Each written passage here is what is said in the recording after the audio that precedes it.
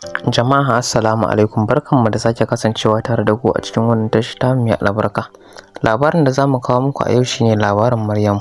Ku kasance tare da mu don jin wata turka-turka aka shirya a cikin wannan labari. Maryamu ta kasance ya guda ɗaya tilo a gurin Alhaji Sale.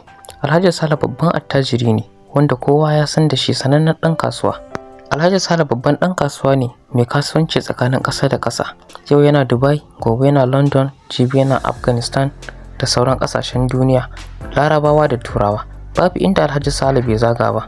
Alhaji Sale ya kasance yana da mata guda ɗaya tilo wacce yake matuƙar so a rayuwa kamar ransa.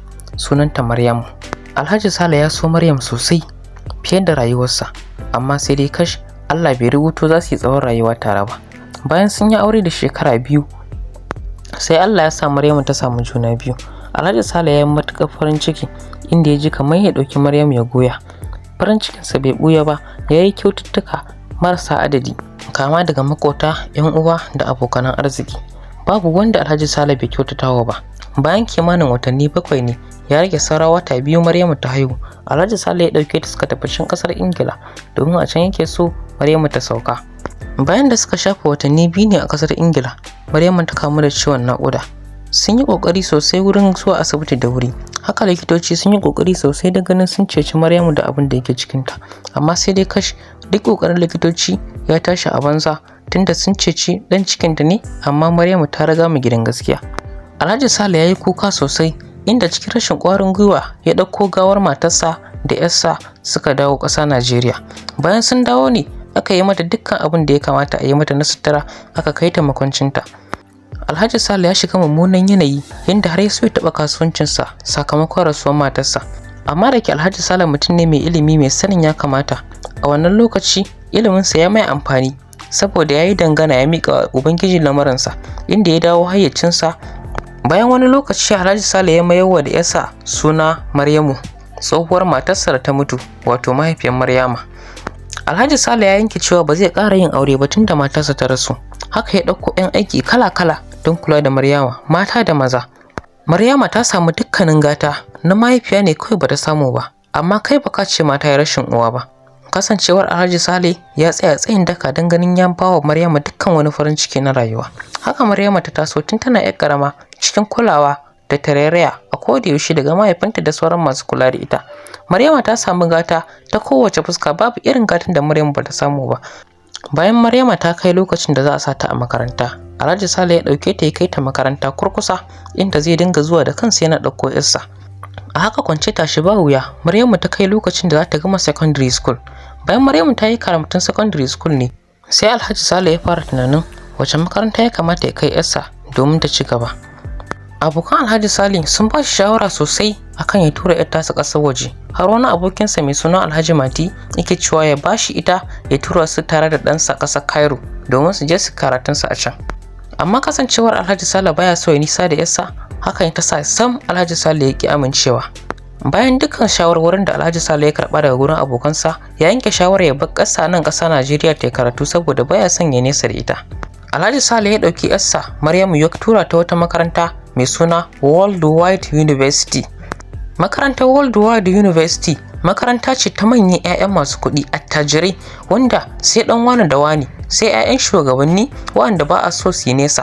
Wannan makaranta ta yi fice sosai, kasancewa duk wanda ka gani a cikin wannan makaranta to tabbas babansa wani gwaska ne a ƙasar nan. Bayan Maryamu ta tsinci kanta a cikin wannan makaranta ne, sai sabuwar rayuwa ta fara. Ta haɗu da ƙawaye da abokai daban-daban kala-kala waɗanda ba a taɓa tsammanin haɗuwarta da su ba. Aboki na farko da Maryamu ta fara yi a cikin wannan makaranta shine James. James ya kasance babansa babban gunki ne.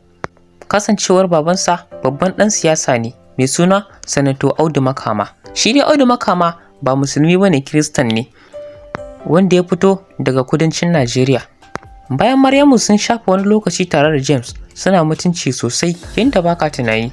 Kwatsam wata rana Maryamu tana falo ta sauko daga sama tana shirin za ta fita ta tafi makaranta. Hon ɗin mota ta ji alamun za a shigo. Ta leƙa ta windo inda ta hango motar James ɗan gidan Sanato Audu Makama. Hango motar shi da ta yi tana ƙoƙarin shigowa haraban gidan, ya sa Maryam ta yi sauri ta nufo ƙofan fitowa da gudu domin ta ra abokin nata. Da yake gidan babba ne, kafin Maryam ta kai ta fito, har shi James ya karso cikin harabar gidan. A daidai lokacin James yake buɗe motarsa don fitowa daga ciki. Ita kuma Maryam a daidai lokacin ta karso bakin motar da ta rungume shi da ƙarfi tare da yi mai sanin da zuwa da nuna mai matuƙar farin ciki da ganin sa a gidansu. Daga can gefe Alhaji Sale ne zaune da wani abokin shi. Alhaji Sale da ke can gefe yana hangen abin da yake faruwa. Ya yi matuƙar mamaki sosai kasancewa bai taɓa ganin hakan a tare da yarsa ba. A cikin zuciyarsa kuma ya ji zafin abin sosai, amma kasancewar soyayyar da yake wa yarsa ba zai sa ya nuna mata ɓacin ransa ba, sai ya danne, yi murmushi kawai da kai, ya ci gaba da hira da abokinsa wanda suke zaune. Daga kai James ya yi tare da cewa, "Good morning daddy." Alhaji Sale ya ɗago kai tare da mai "Morning, how are you my son?" James bai mayar da wata amsa ba.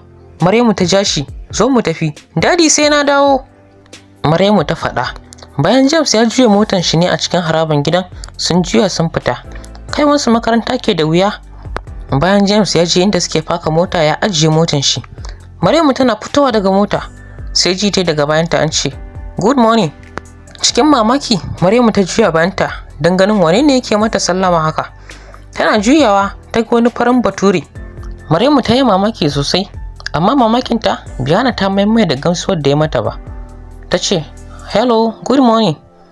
Babban abin da ya ba wa Maryamu mamaki ko shine a cikin wannan makaranta wannan baturi bai taba kula kowa ba, kasancewa ya kasance dan ambasadar ƙasar Ingila wanda yake nan Najeriya mai suna Richard Wilson. Wannan matashin bature ya kasance yana rayuwa a makarantar amma baya da ko aboki, kasancewa duka abokansa suna waje. Bai taba kulla alaka da wani Bahaushe ko wani yare a cikin wannan makaranta ba, kasancewa ya fi gane alaka da abokansa na waje turawa 'yan uwansa. Wannan dalilin shine abin da ya sa Maryam ta yi mamaki matuƙa, kasancewa ya kula ta a matsayinta na baka kuma 'yan Najeriya. A wani bangaren kuma Maryam ta yi matuƙar farin ciki, kasancewar babu wata mace a cikin makarantar nan da bata marmarin yaushe za ta kula wannan matashin saurayi, amma sai dai ta rasa kowace dama. Shi dai wannan matashin saurayi ya kasance sunan shi Michael, wanda aka fi sani da Michael Richard Wilson. A wannan makaranta idan ka ga Michael yana mu'amala da wani baki, to ce ne wani ne daga cikin lakcarorinsu, amma daga sauran ɗalibai kuwa babu wanda Michael yake mu'amala da shi. Bayan kamar sakanni 30 sai Michael ya ƙaraso inda Maryamu take a bakin mota a tsaye. A cikin ranta cike da mamaki, wannan wani dalili ne ya sa Michael ya kula ta yau. Bayan ƙarasowar Michael ya ɗaga kai sosai ya kalli Maryam ya ce, "Wow, so awesome." Ya yabe ta sosai. Maryam ta ji wani girman kai ya ƙara fasa ta. Dama Maryam yarinya ce mai ji kai. Michael ya tsaya a wurin Maryamu aƙalla na minti 2 inda suka yi magana a junansu. Sannan ya ce, "Ko za mu iya tafiya?" Maryamu ta amsa mai. Suka tafi tare. Tuntuni ita Maryam ta mamanta cewa James ɗan gidan Sanato Audu Makama yana tare da ita. A nan wurin ta bar shi. Shi kam James ya yi tsaye ciki da mamaki. Kai, wannan wani dalili ne ya sa Michael ya zo ya kula Maryamu yau? Ko kaɗan tafiyar da Maryamu ta yi ba ta damu James ba. Amma abin da yake matuƙar yawo a zuciyarsa shine menene dalilin da ya sa Michael ya kula Maryam har ya ja ta suka tafi tare. Sun yi tafiya aƙalla ta minti 5 kafin su je daidai inda ya su rabu. Kasancewa da Michael da Maryamu ba department ɗinsu ɗaya ba, haka zalika ba yadda za su ɗauki lecture tare.